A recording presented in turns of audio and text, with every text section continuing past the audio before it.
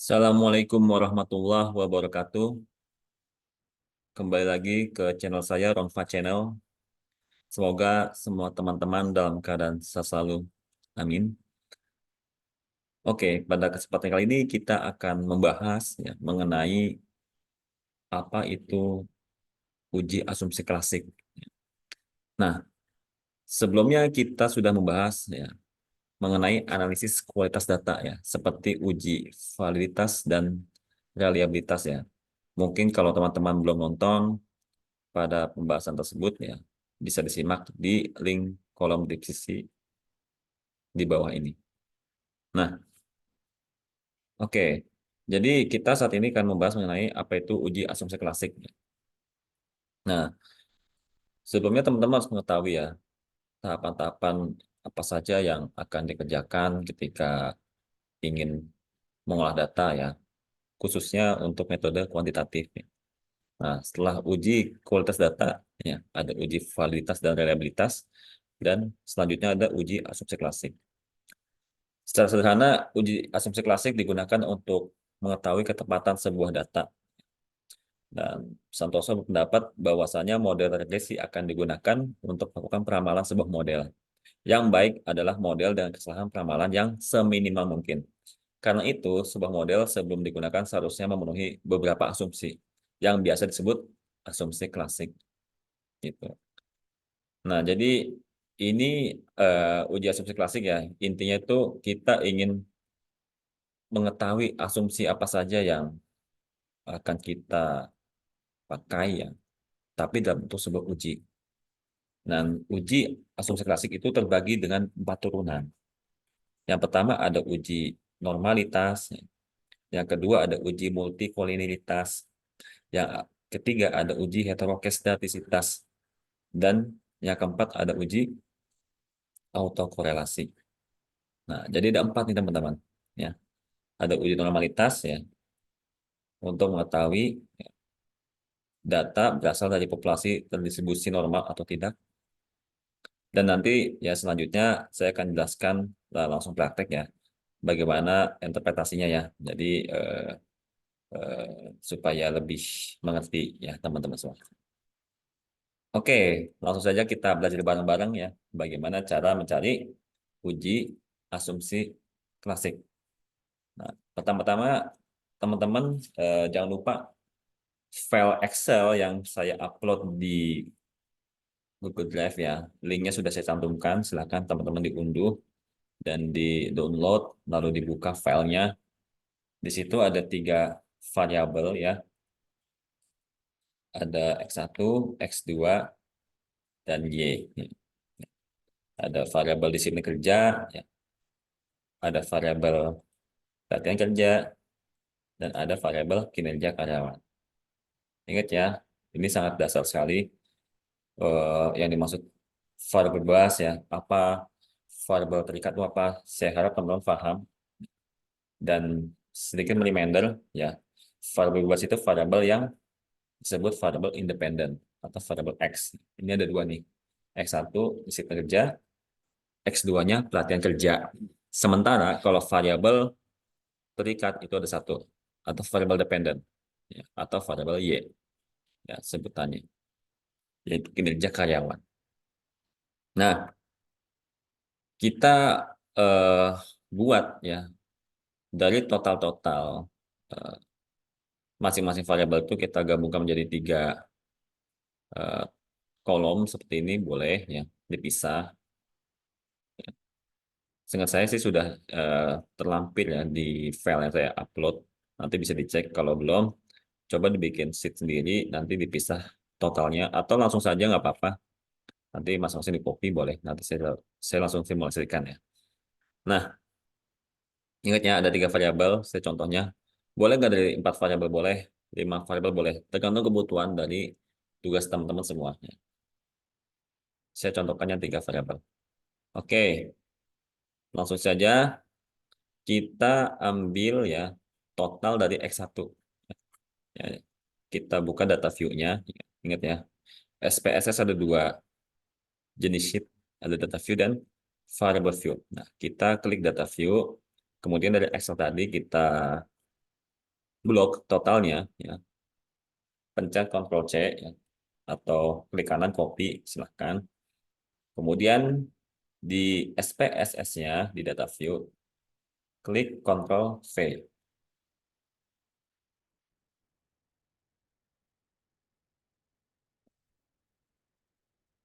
Lalu selanjutnya untuk yang X2 totalnya kita ambil juga, kita blok, kita pencet Ctrl C, kemudian kita klik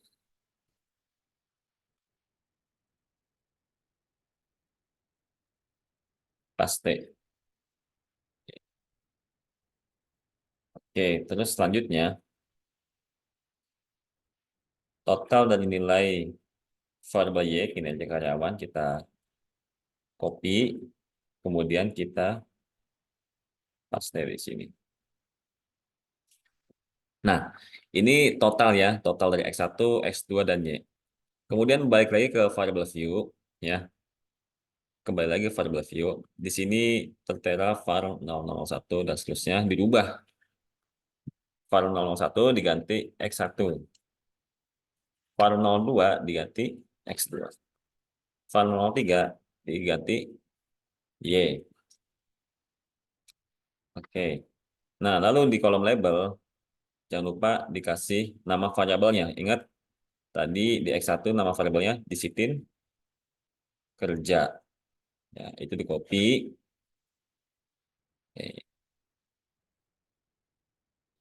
Atau diketik boleh ya, diketik aja disiplin disiplin kerja, terus yang X2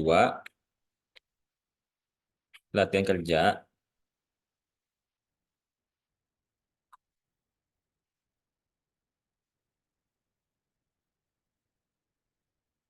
yang Y kinerja karyawan, kinerja.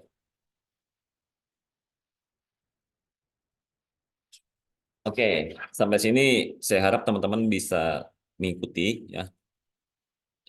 Ada data view, ada variable view. Nah, lalu langsung saja ya, di data view kita klik analyze, ya. Kita klik analyze, kita klik regression, kita klik linear. Nah, di sini tampil nih halaman linear regression. Nah, teman-teman, variabel X-nya dipindahkan. Ingat, variabel bebas, variabel independen, ya. X1 dan X2-nya dipindahkan ke independen. Sementara variabel terikat ya atau dependen itu dipindahkan, ya, kinerja dipindahkan ke dependen.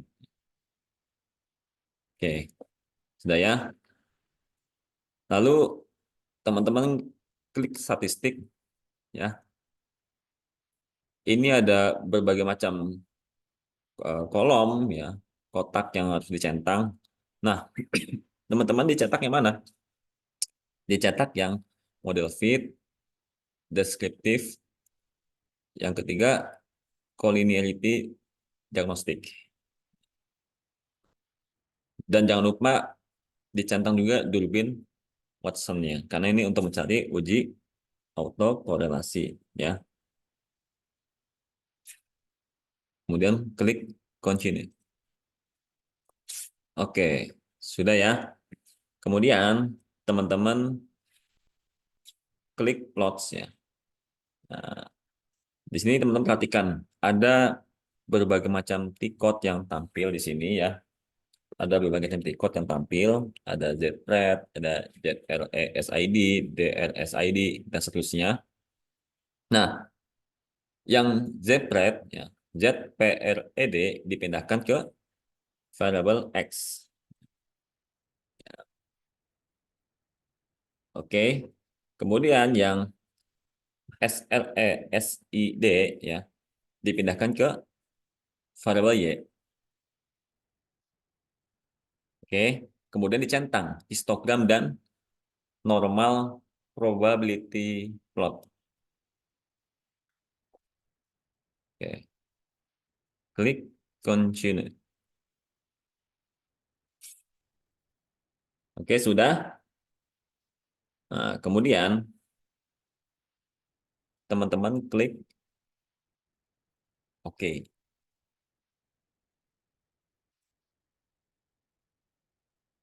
Nah, di sini sudah keluar hasilnya ya, berbagai macam kotak ya, tabel ya, yang tersusun. Oke. Kemudian kita buka lagi tadi ketentuan dari uji asumsi klasik ya. Nah, tadi sudah saya singgung, kita akan bahas satu-satu.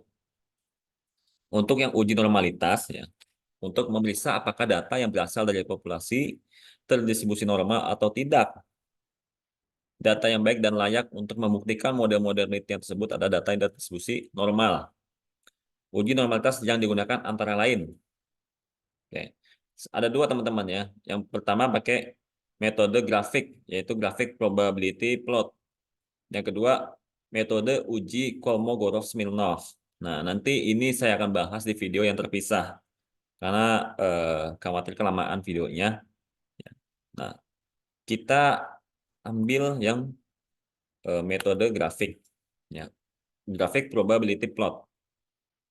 Nah, kita lihat hasil yang tadi. Ya, grafik probability plot. Yang mana grafiknya? Nah, yang ini teman-teman ya. Yang ini.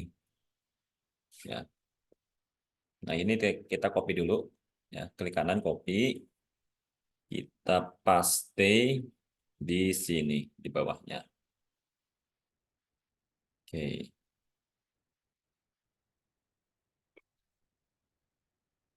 Oke. Nah, ketentuan dari pengambilan keputusannya, jika data yang menyebar di sekitar garis diagonal dan mengikuti arah garis diagonal, maka model regresi memenuhi normalitas. Ya. Yang B, jika data menyebar jauh dari garis diagonal dan tidak mengikuti arah garis diagonal, maka model regresi tidak memenuhi normalitas. Nah, di sinilah teman-teman. Ya. Jadi titik-titik yang menyebar ini harus mengikuti garis diagonal. Berarti apa? Berarti model regresi memenuhi normalitas. Ya.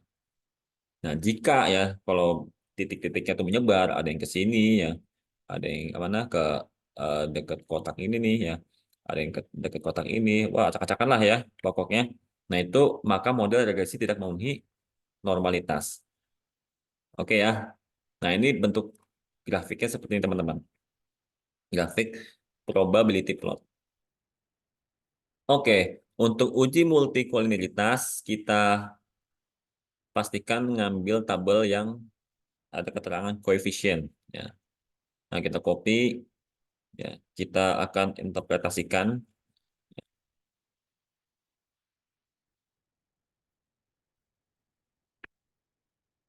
ya, kita lihat ketentuannya. Jika nilai toleransi lebih besar dari 0,10 dan nilai FIV-nya lebih kecil dari 10 menunjukkan bahwa tidak adanya multikolinialitas.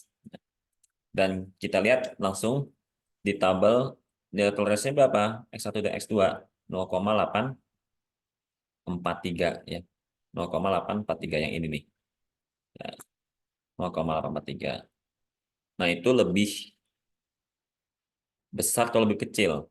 Lebih besar ya tentunya. 0,843 lebih besar daripada 0,10. Dan nilai FIV-nya berapa? 1,186. Lebih kecil dari 10. Artinya bahwa tidak terjadi adanya multikolinialitas. Nah, gitu ya teman-teman untuk memahaminya di uji ini, pada uji multikolinialitas ya tidak adanya multikolinialitas ya. Oke, sampai sini paham ya teman-teman. Kita lanjut. Yang ketiga, uji heteroskedastisitas ya. Uji ini bertujuan untuk mengetahui apakah dalam model regresi ya terjadi kebersamaan varian dari suatu residual pengamatan ke pengamatan lain dengan melihat uji Gletser. Nah, nanti kalau uji Gleason saya akan buat di video terpisah ya, teman-teman. Eh, kita akan menguji ya pada metode grafik scatter plotannya. Nah, ketentuannya ya, jika penyebaran data pada scatter plot tidak teratur dan tidak membentuk pola tertentu naik turun ya melompong di satu, maka dapat disimpulkan tidak terjadi problem heteroskedastisitas. Nah, kita lihat dulu teman-teman hasil yang SPSS di grafik scatter plot. Ya. Nah, ini grafiknya teman-teman ya. Kita copy.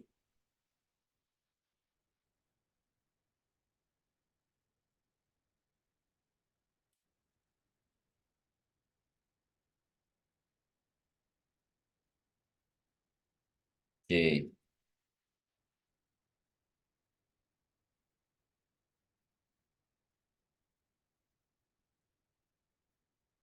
Oke. Nah, ini grafiknya teman-teman ya. Grafik scatter plot. Ya.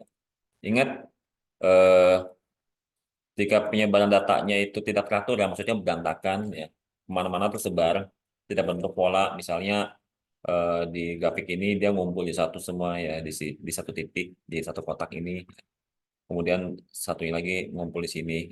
Nah itu pasti ada problem tuh, ya problem heteroskedastisitas.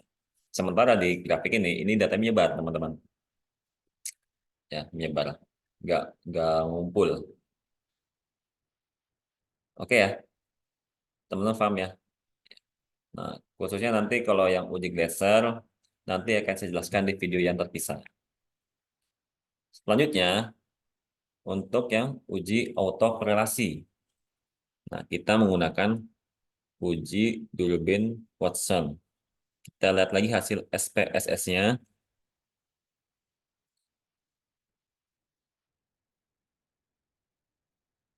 Oke, tabel mana yang diambil? Nih, di tabel model Shumeri. Oke,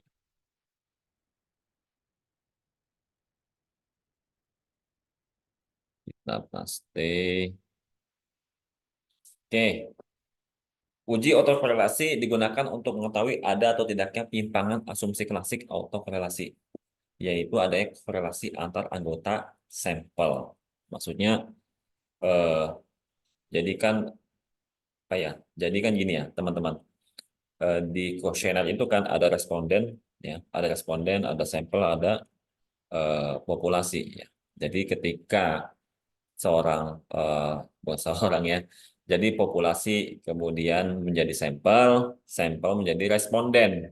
Ya. Tapi responden sendiri ya berarti sampel kan. Nah, jadi anggota sampel itu maksudnya tuh ya si responden. Maksudnya apa? Maksudnya orang yang diberikan kuesioner untuk mengisi kuesioner kita. Itu disebutnya sampel. Ya. Ya. Sampel atau responden. Ya. Nah, jadi orangnya ya, korelasi antar orangnya nih. Ya. Apakah misinya bermasalah atau bagaimana. Ya. Nah, itu bisa diuji dengan namanya uji Durbin-Watson. Ya. Nah, hasilnya apa? Di sini, teman-teman. Ya, di Durbin-Watson. Di bagian kanan kita lihat hasilnya 2,276 ya 2,276. Kita lihat pedoman uji autokorelasi dengan Durbin Watson DBTest. 2,276 itu berarti di kriteria 1,550 sampai 1,550 sampai 2,460. Yaitu apa? Tidak ada autokorelasi. Gitu teman-teman. Oke, eh semoga teman bisa paham semua ya teman-teman pada kesempatan kali ini. Bagaimana kita mencari uji asumsi klasik ya. Ada 4, uji normalitas, uji multikolinearitas ya, uji autokorelasi ya, uji heteroskedastisitas, dan semua bisa tergambar pada penjelasan kali ini. Dan untuk khusus ya, uji Gleaser ya, sama uji Kolmogorov-Smirnov ya, Ini akan saya bikin di video yang terpisah.